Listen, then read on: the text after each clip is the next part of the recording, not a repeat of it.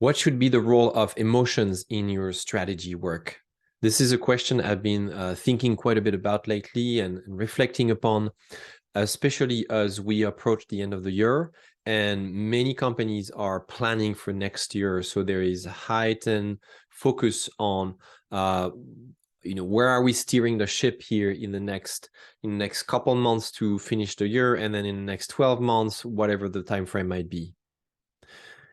Emotions are typically not something that we talk about too much in strategy work. Strategy work has the connotation of something very rational. We make plans, we design Gantt charts, diagrams that are meant to really rationalize how we're going to go about something.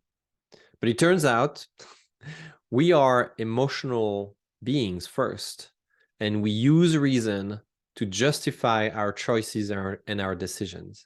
So, shouldn't we take the time to explore the role of our emotions in strategy work? I think it's a valid question to ask. I think it's a valuable area of exploration. And that's what I want to discuss a little bit freely in this video. I don't have a plan for this necessarily, but just want to share some of the thoughts I've had lately. First of all, this topic came from some of the work I do with entrepreneurs and leadership teams when they get together to rally, to give each other an update, and to really decide on the next step forward. And I've noticed that these conversations sometimes can be can be a little heated, right? So emotions take place in the moment as we do strategy work. Many business leaders want to steer the ship. They're wired, they're wired, they are conditioned to want to grab the wheel and really influence where the company should be going. Many people have an opinion, and when those opinions are conflicting or contradictory, that they could spark conflict. And that's when a healthy management of our emotion is actually helpful.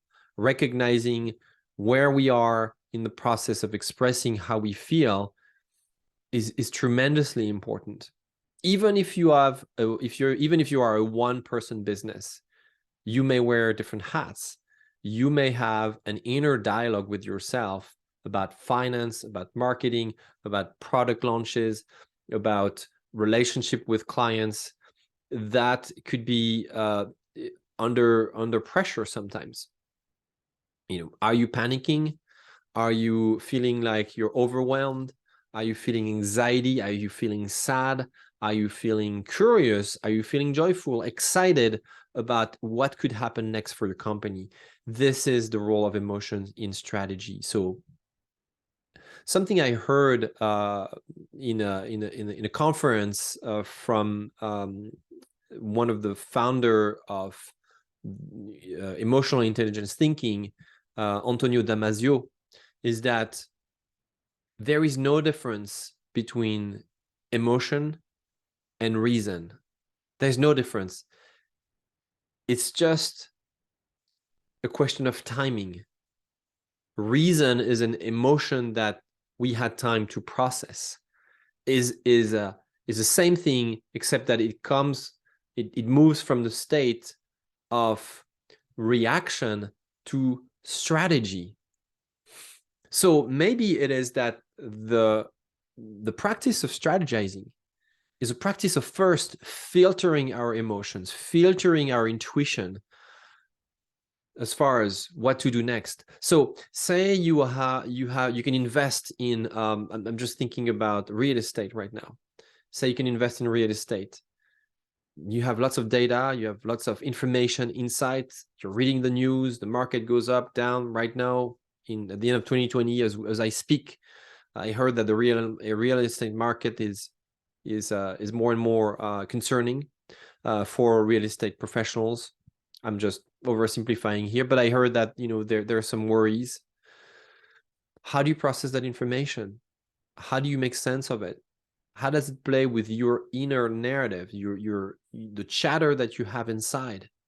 This is an essential part in decision making, in applying a plan, in crafting a vision for the future, in deciding if you're going to bring more money or divest, pull away from the portfolio of investment that you have, or what are you going to do with it? Are you going to do renting more than buying or selling?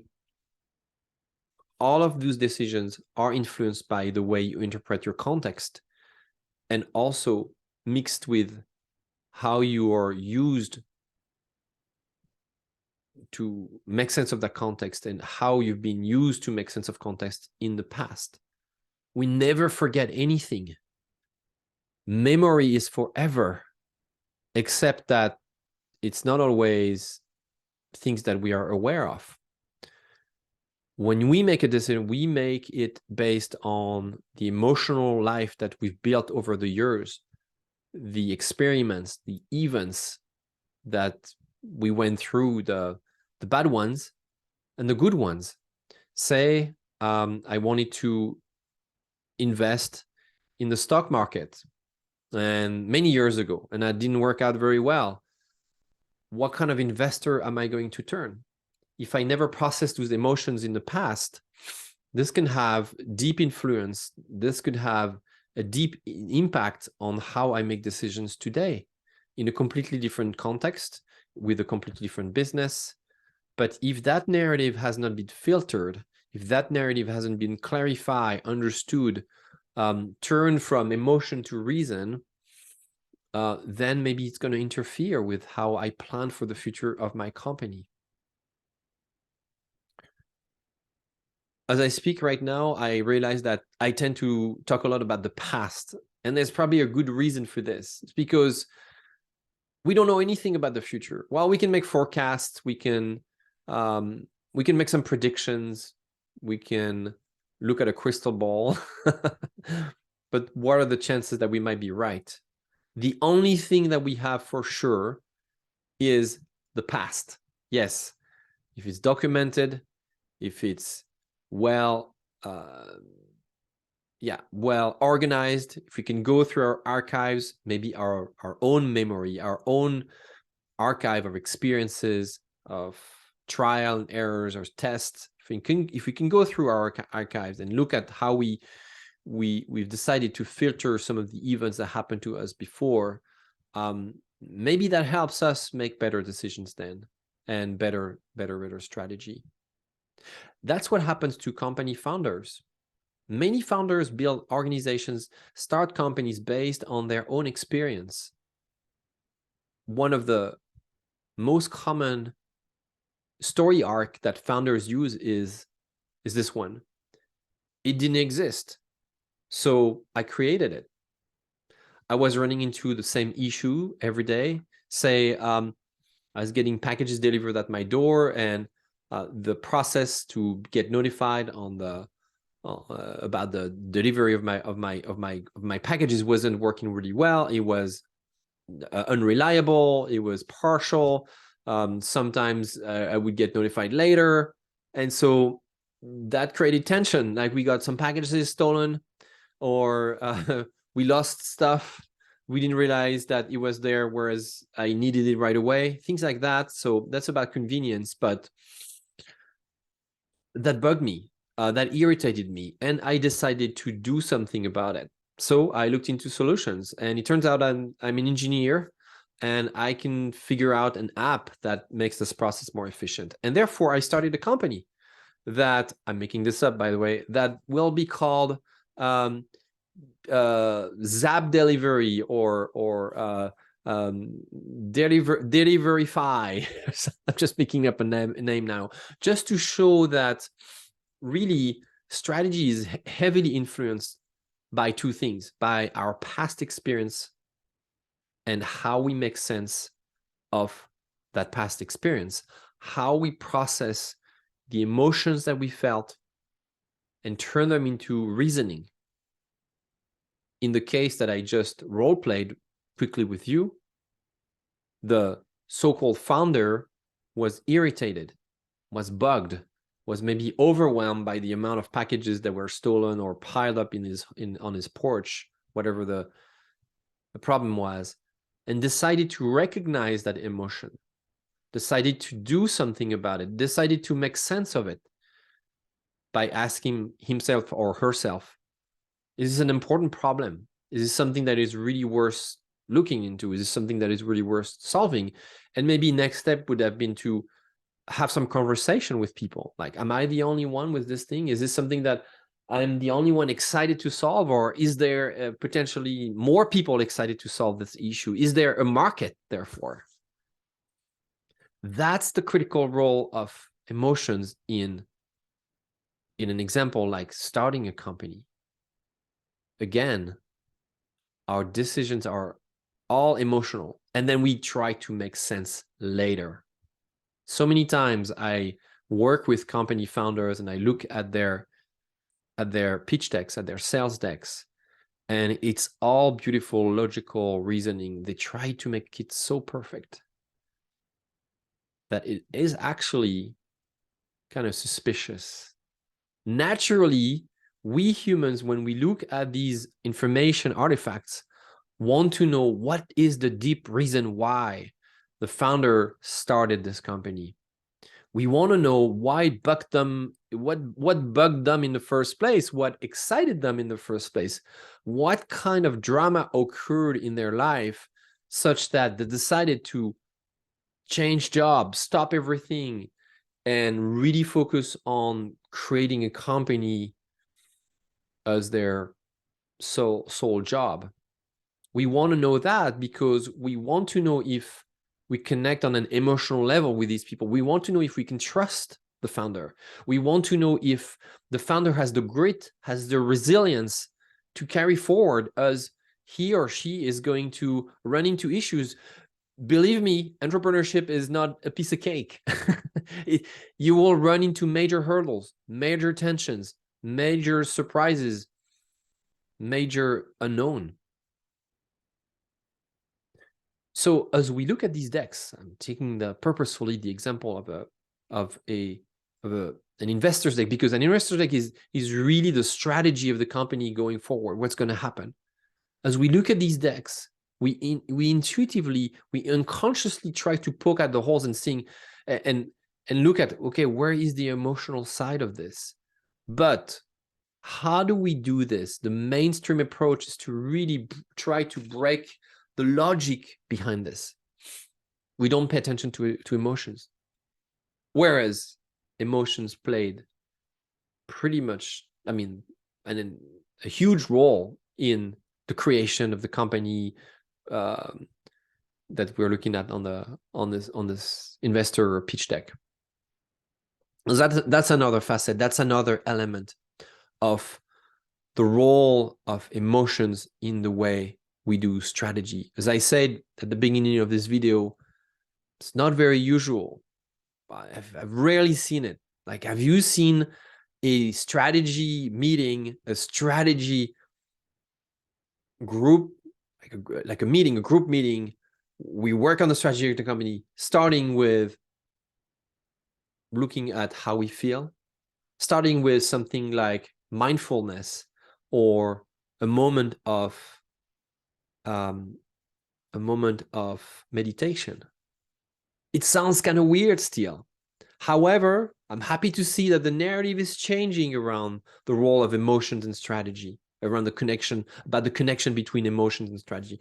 The narrative is changing, it's evolving. I see more and more companies embracing the fact that an organization is more than just logic and machinery and beautiful information that trickles down from the top of the hierarchy to the bottom. I see more organizations realizing that companies are really humans. We're emotional. And so the first thing we should do is first push the reset button, or give ourselves a chance to make a quick assessment of where we are. How do we feel as we come into the boardroom? Are we in the green zone, ready to be there, stable, settled, open-minded? Are we in the blue zone, already tired and knowing that this meeting is going to be boring, that we really don't want to participate into it? Are we in the red zone, already angry at the results of the company and where we've heard that it might go, or actually so stressed out by the poor financial results that all we want to do is just survive and cut costs and cut heads, because that's how we talk in business, and really let go of people. Is this the mindset you bring in when you're going to work on your strategy?